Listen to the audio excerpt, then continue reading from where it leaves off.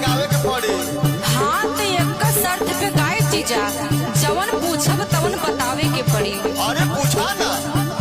अरे चटना ये जीजा चटना, अरे के ही ढोरी चटना, के ही हो बसे पटना, के ही बिना घटना घटत नहीं खे।